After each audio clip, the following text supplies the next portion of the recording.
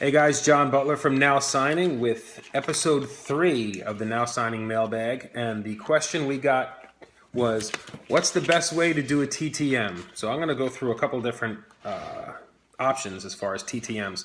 First, basically, TTM is through the mail, a through the mail autograph request.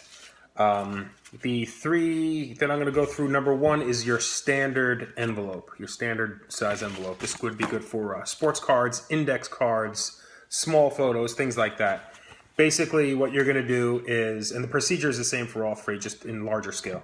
What you're going to do is you're going to make one envelope with, address it standard, headed to the target, to the autograph requestee.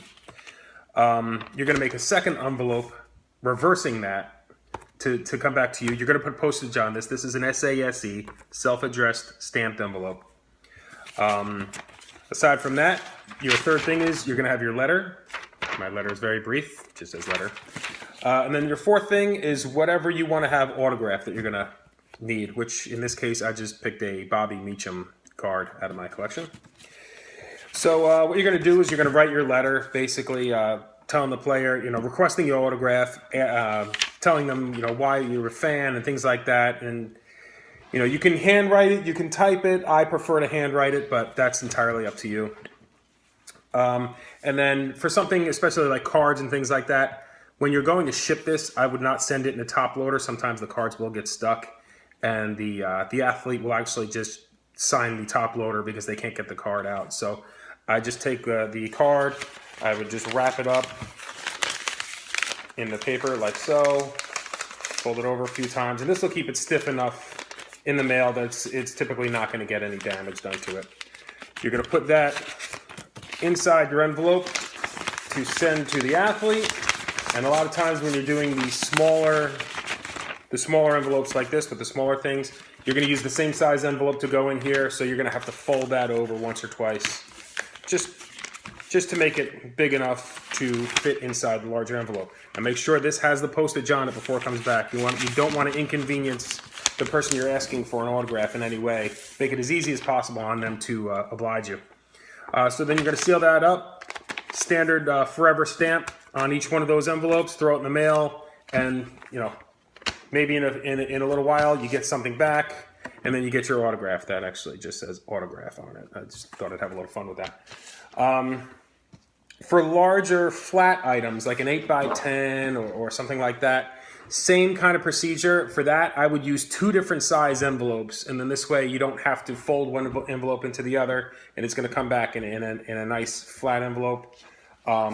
Aside from the 8x10 itself and the letter, I would also include something like this, just like a stiffener. I mean, if you don't have these I think are used. These are in hobby stores. These are used to stiffen up comic books, like put inside the comic book sleeve so that they don't bend. So a couple of these, just sandwich the 8x10, you'll be good to go. If you don't have these, you can just find a piece of cardboard from a box you've got laying around the house, cut it in the right shape, right size, send it.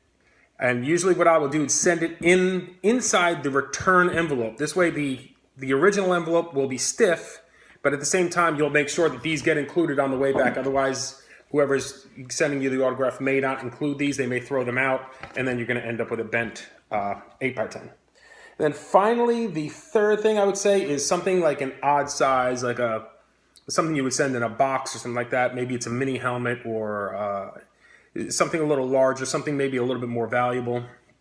What I do is I'll take that box, the original box, down to the post office. I'll get a rate to ship that to the autographee, and I'll put the same exact amount of postage on the box to come back. This way I know I'm more than covered.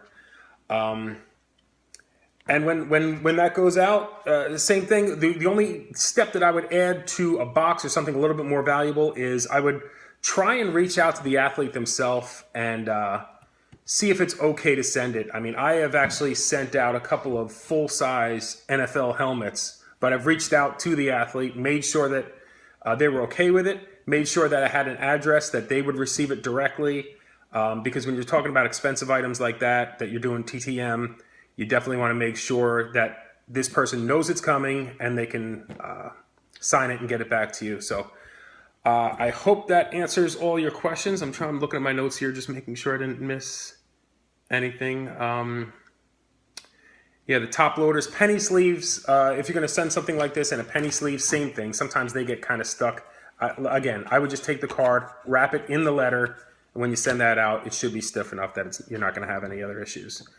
I think that's it. If there's any other questions about a standard TTM, feel free to reach out. Make sure you follow me on Instagram, which is @NowSigning, on Twitter, which is @NowSigningLLC.